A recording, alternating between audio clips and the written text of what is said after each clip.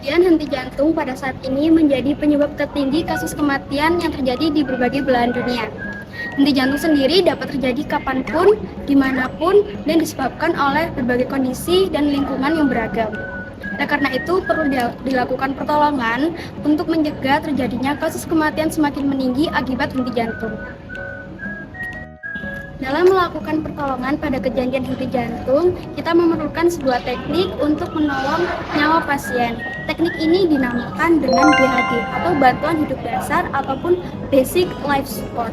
BHD ini sendiri bertujuan untuk merangsang ataupun mengembalikan atau mempertahankan fungsi jantung atau paru-paru pada pasien yang mengalami henti jantung dan henti nafas.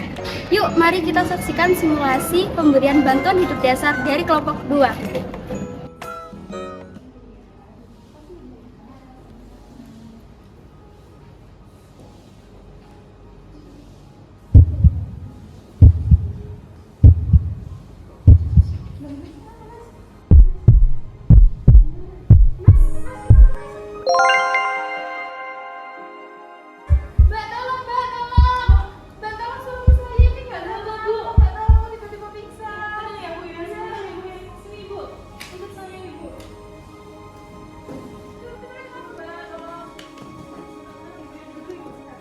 Apabila kita menemukan pasien yang tidak sadarkan diri secara tiba-tiba, hal pertama yang kita lakukan adalah 3A. A yang pertama adalah amankan diri penolong, A yang kedua adalah amankan lingkungan, A yang ketiga adalah amankan korban. Selanjutnya yang dilakukan adalah kita kaji kesadaran pasien dengan metode AVPU. A. Alert, kita lihat apakah pasien berespon dengan kehadiran kita. Apabila tidak, kita lanjutkan ke V. V adalah verbal, kita rangsang pasien dengan suara atau panggilan. Apabila tidak berespon, lanjut ke P atau P. Jadi pasien kita kasih rangsangan cubitan berupa cubitan di dahi, di sternum, di paha, di daerah-daerah yang sensitif. Apabila tidak berespon, berarti pasien ke U atau unresponsive. Pak.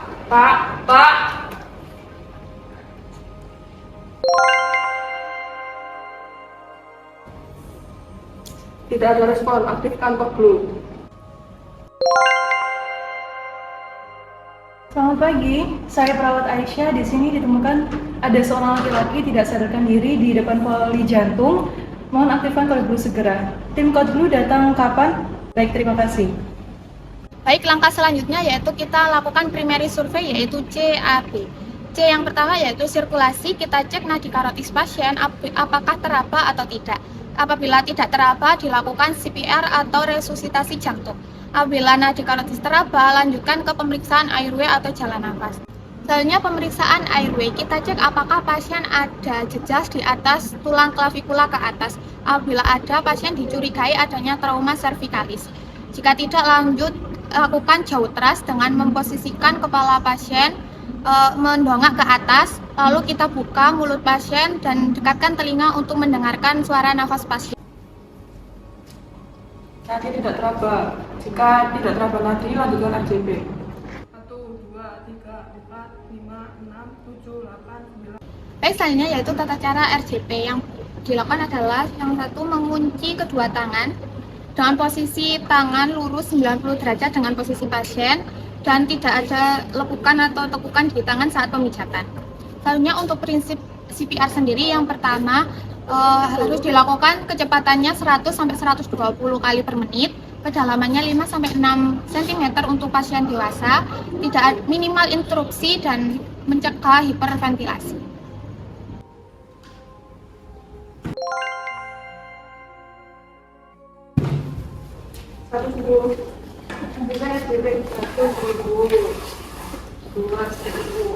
Satu, dua, tiga, empat, lima, enam, tujuh, delapan, sembilan, satu, dua, tiga, empat, lima, enam, tujuh, delapan, sembilan, dua, satu, dua, tiga, empat, lima, enam, tujuh, delapan, sembilan, tiga, 1.000, 2.000. 1, 2, 3, 4, 5, 6, 7, 8, 9, 1. 1, 2, 3, 4, 5, 6, 7, 8, 9, 2. Stok RJP sudah 5 siklus evaluasi.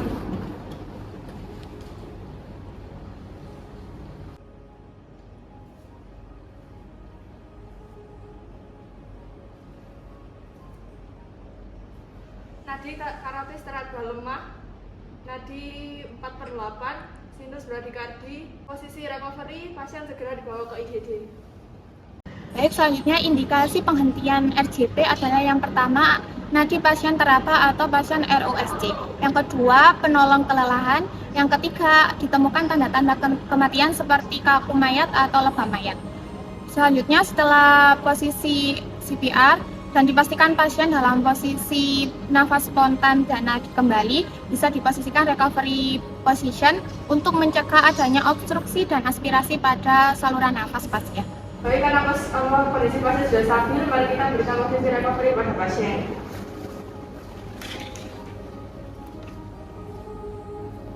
Baik, dalam hitungan 1, 2, 3, nanti kita mengingatkan pasien ke arah kiri. 1, 2, 3.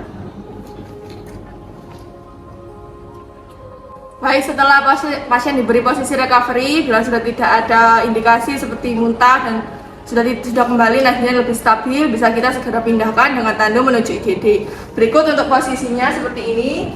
Kemudian bila saya katakan 1, 2, 3 siap, mohon untuk setiap sudut menjawab siap. Baik. Angkat 1, 2, 3, angkat. Siap. Bukan hanya henti jantung, akan tetapi gawat darurat lainnya juga sangat penting, seperti kejang, perdarahan, dan lain sebagainya. Oleh karena itu, bukan hanya perawat, akan tetapi orang awam juga sangat penting mempelajari bantuan hidup dasar, karena hal itu sangat diperlukan untuk keberlangsungan hidup semua orang. Basic life support, saving time, saving life. Thank you.